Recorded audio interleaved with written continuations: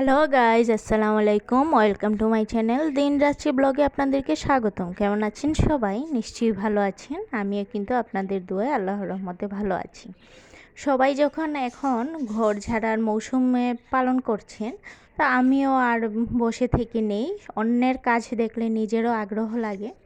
আর এমনিতে এটা তো আমাদের ট্রেডিশনাল, 2 বছরে 2 ঈদে আমরা বিশেষ করে বেশি ডিপ ক্লিনটা করে থাকি।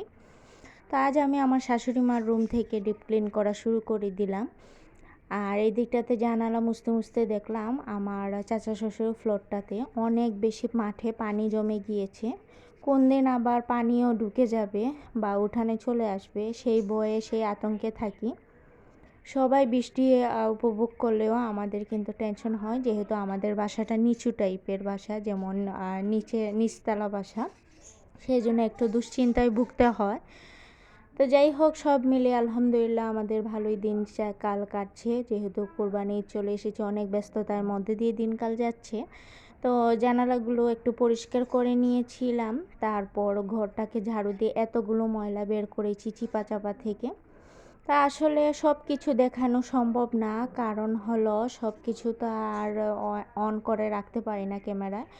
ক্যামেরা অন রাখলে দেখা যায় সব কিছুর দিকে ফোকাস দেওয়া যায় না, আর এত লম্বা ভিডিও করলেও তো কেউ দেখবেন না, সেই জন্য আর কি। তো শাশুড়ি মার রুমের এসিটাও কিন্তু আমি একদম পরিষ্কার করে নিয়েছি, সুন্দর করে ঝকঝকা করে নিয়েছি। যদিও এটা আমাদের নতুন এসি, তারপরেও সুন্দর করে পরিষ্কার করে নিলাম। এখন আমার শাশুড়িমার সেই বেডটা, বিছানাটা আমি সুন্দর করে পরিষ্কার করে নিয়েছি। অনেক ধুলো পড়ে, নিচতলা বাসা হলেও আমার মনে হয় আরও বেশি হয়তো বা ধুলা পড়ে। তো আমার একটা ব্রাশ আনার খুবই জরুরি, কিন্তু সময় সুযোগই হচ্ছে না, তাই আনতে পারছি না বা বাইরে গেলেও ভুলে যাই।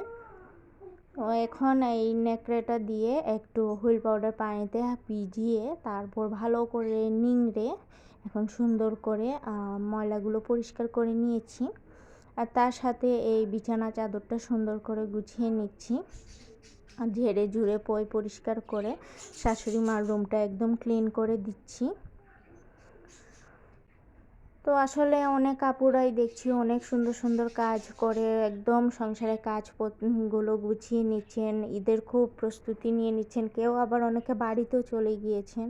আসলে সব মিলিয়ে অনেক বেশি ভালো লাগছে, দেখতেও ভালো লাগছে। আর ইউটিউব জগতে এসে এত এত আপুদের কাছ থেকে এত এত কাজ শিখেছি, যা না বললেই নয়। তো এই দিকটাতে আমার হেল্পিং হ্যান্ড ঘর মোছা শুরু করে দিয়েছে, বালতিতে পানি নিয়ে চলে এসেছে। আর আমি এক লোকে দেখিয়ে দিচ্ছি, দেখুন আমার শাশুড়িমার রুমটা আমি কিভাবে পরিষ্কার করেছি। যদিও আমার শাশুড়িমার রুমে কিন্তু এত ফার্নিচার নাই, একদম উনি সিম্পলি থাকতে ভালোবাসেন, সিম্পল জিনিসপত্র দিয়ে থাকেন। তো যাই হোক, তারপরও কিন্তু সিম্পলের মধ্যে অনেক বেশি ময়লা থাকে। এই যে চিপা চাপা তো ঠিকই ময়লা আছে, আমি এগুলো বের করে নিয়েছি। এখন মার ফ্যানটা তো মুছেই ফেলেছি, সাথে ড্রয়িং রুমের ফ্যান মুছে নিয়েছি।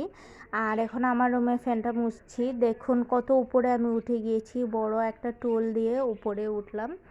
তো সুন্দর করে আমার ফ্যানটাকে আগে ঝেড়ে নিচ্ছি, তারপর সাবান আর হুইল পাউডার, সাবান না, আমি শুধু হুইল পাউডার আর একটু গরম পানি দিয়ে সুন্দর করে ন্যাকড়াটাকে চিবিয়ে চিবিয়ে তারপরে কিন্তু আমি কাজ করি বা যে কোনো জিনিস ক্লিন করি। হুইল পাউডারের উপরে আসলে কোনো কিছু নাই, হুইল পাউডার দিয়ে খুব ভালো চকচকে ক্লিনজিং হয়ে যায়। তা আপনাদের কাছে রিকোয়েস্ট করছি, আমার এই ছোট্ট ভিডিওটি কেমন লেগেছে, যদি ভালো লেগে থাকে অবশ্যই একটি লাইক দিয়ে দিবেন। আর যারা নতুন আমার চ্যানেলে এই মুহূর্তে আসছেন, আপনাদেরকে রিকোয়েস্ট করব প্লিজ সাবস্ক্রাইব করে আমার চ্যানেলটির পাশে থাকবেন। আর যদি কোনো একটি অংশ আপনাদের কাছে ভালো লেগে থাকে তাহলে কিন্তু আমাকে কমেন্ট করতে পারেন। তো মেনটেন করতে হয়, ইদানিং কিন্তু আমার খুব বেশি কাজের চাপ যাচ্ছে, যার কারণে আমি ঠিক মতো ভিডিওগুলো দিতে পারছি না বা একটু লেট করে দিচ্ছি। অনেক আপুরা কিন্তু এগিয়ে গিয়েছেন, আমি আসলে আমার আরও অনেক কাজ ঘরে বাইরে আমার বের হতে হয়, সব মিলিয়ে আসলে আমি সময় সুযোগ মতো করে উঠতে পারছি না। তাই যতটুকুই পারছি আপনাদের সাথে শেয়ার করছি। আর একদম যদি ভিডিও না দিই তাহলে তো আবার পিছিয়ে পড়ে যাব।